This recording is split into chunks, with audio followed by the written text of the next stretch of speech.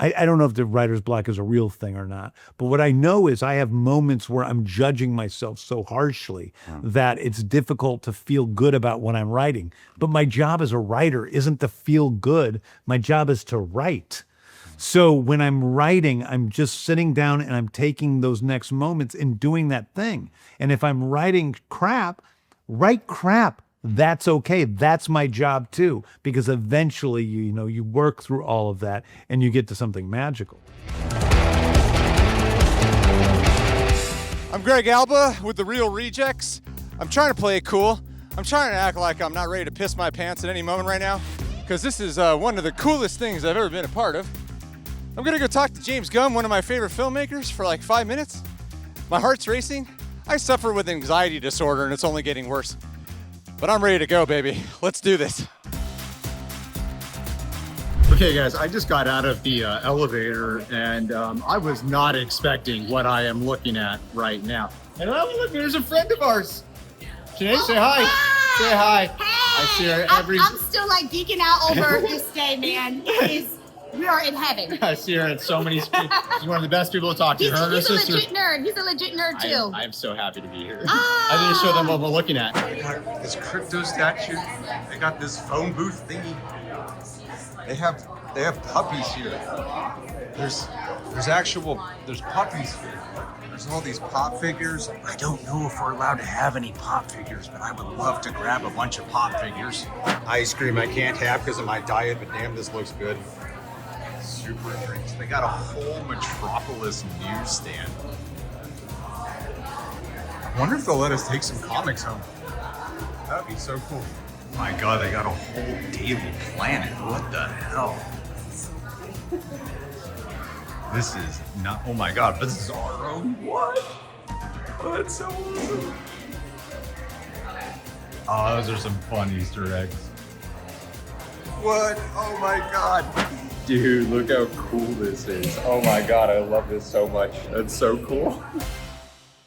James, thanks so much for taking the time to talk with me. I really want to convey how much this movie meant to me. The thing I've been telling people when they ask how I responded to it is, that phrase when people say, like, that's my Batman, that's my Spider-Man, it's usually referring to the version they grew up with, right? Yeah. And I've never really said that about Superman, even though I've loved so many live action versions, but it was about halfway through this movie where it just hit me. I think it was like being kind as punk rock. I was like, that's my Superman. Yeah, well, I love that, man. I love that. I appreciate it. He's my Superman too. Yeah.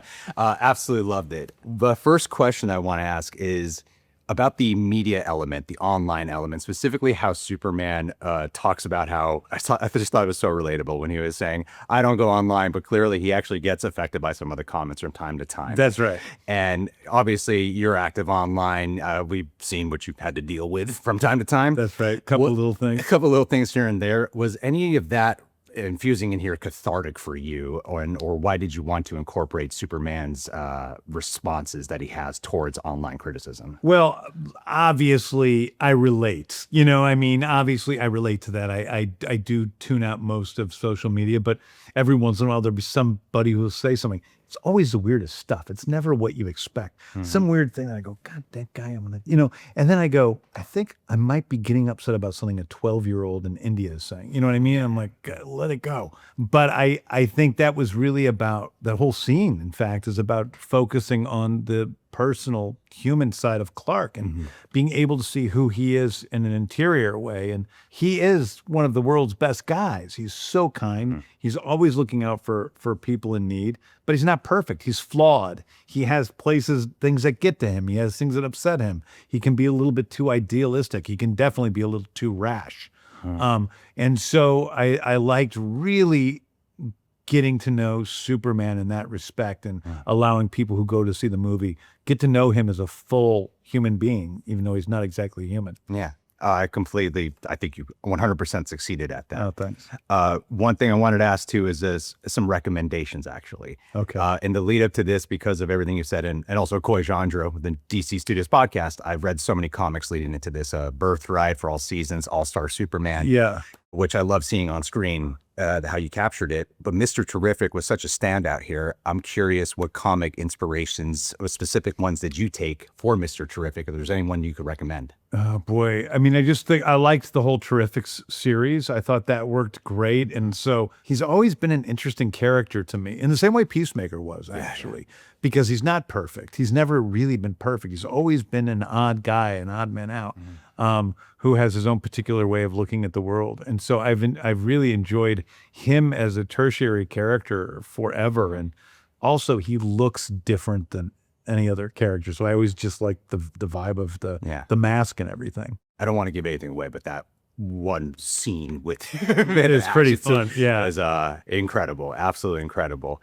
My last question, and this was honestly the first, when I got offered to come here, this is the first thing that came to mind for me. An aspect that I absolutely related to is the idea of how to respond and react to pressure and responsibility. And I love seeing Superman have to combat that. And then I thought about you, how, you know, you have to write and direct these movies, and then you're also shepherding the DC universe. I'm just curious if you could maybe instill some advice on how one can perhaps increase their capacity for handling pressure and responsibility. You got Did working on Superman teach you anything about yourself in that area of how much you can handle? I think a few things. There's so much I could speak on this subject. But firstly, you know, our job as artists is to let go of all of that stuff and speak to the part of us that's playful, that's creative, you know,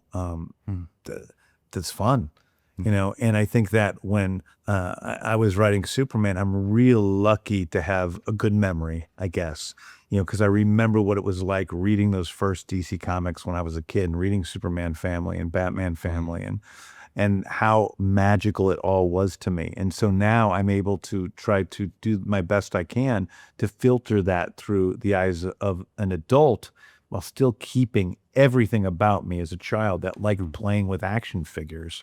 I'm just playing with action figures, only they're characters on a movie screen. For me, it's like letting go of everything outside of it and getting into that place. And for some reason, I'm able to do that. I'm able to go into this fugue state when I'm writing. You know, there's nothing else but the moment.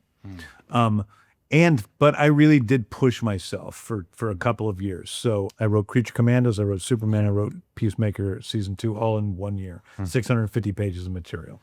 By the time I got to Peacemaker, like it was not fun, really. I mean, I was forcing myself into doing it. And you know what? That was okay because I was like, oh, I got to write this stuff. I was going away on New Year's to Hawaii with my wife and I couldn't spend any time because I was holed up in the hotel room all day writing Peacemaker. And I'm like, I'm writing your TV show. She's like, well, I'd rather have you be my husband. Well, I got to write the TV show. But you know, it was hellish in a way, but it's still, you know, I would do it. I would write. Oh, and I get to the end. I'm going, oh wow, it's pretty good. I'm surprised. But I have to let go of the judgment of myself because that's the, you know, problem with creativity. People ask me all the time about writer's block. I'm like, I don't know if the writer's block is a real thing or not. But what I know is I have moments where I'm judging myself so harshly that it's difficult to feel good about what I'm writing. But my job as a writer isn't to feel good. My job is to write. So when I'm writing, I'm just sitting down and I'm taking those next moments and doing that thing. And if I'm writing crap, write crap. That's okay. That's my job too, because eventually, you work through all of that and you get to something magical. And sometimes I get to the end of something and I was like, oh, I thought that was horrible the whole time I was writing it. And then I read it and it's pretty good. And other times I feel great about something and I read it and I go, I don't know if that's as good as I thought it was. So it's really just about not letting our feelings dictate our choices. It's very much like Superman, right? I mean, that's really part of what this movie's about. It's like, it's our choices who make us who we are. Yeah. I needed to hear that. Oh, good. Thank you. Good. The last thing I'll say is I've listened to so many interviews with you, and I want to play it cool this whole time, but I've been freaking the fuck out the entire time leading into this. It's all good, man. Thank you for your time, and I can't wait for people to experience this. It's an experience. So thank you. I appreciate that so much. I appreciate it. Yeah.